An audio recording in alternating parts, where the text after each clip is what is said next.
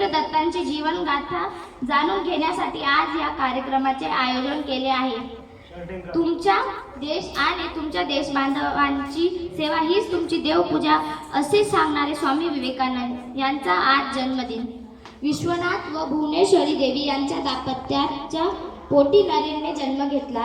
बालवयात लढीवारपणे बिल्ले म्हणून घराच्या माणसांचा परिचित असणारा हाच नरेन पुढे स्वामी विवेकानंद म्हणून प्रसिद्धीस आला, नावारूपास आला आणि सर्वश्रेष्ठ माणूस म्हणून संपूर्ण जग व्यापू राहिला.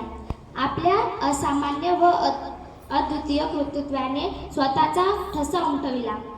अशा कार्यलौकिक असलेले विवेकानंद यांचा जन्म 7 शके 1784 रोजी म्हणजेच 12 जानेवारी 1863 रोजी झाला. 12 जानेवारी 1863 या दिवशी 9व्या बंगाली महिन्याची पौष सप्तमी होती आणि विशेष म्हणजे समस्त हिंदू त्या दिवशी आपला मकर संक्रांतीचा सण साजरा करत होते. संपूर्ण देशातील हिंदू धर्माच्या ध्यानीमनी नसेल की आज हा पवित्र सण साजरा करत असताना आपण एक महापुरुषाच्या जन्मघटिकेचे स्वागत करत आहोत. आज जन्मलेल्या हा युग पुरुष आपल्या देशाला राष्ट्रीय जाणीवाची जाणीव करून देणारा आहे, असे हे महान प्रेक्षित स्वामी विवेकानंद.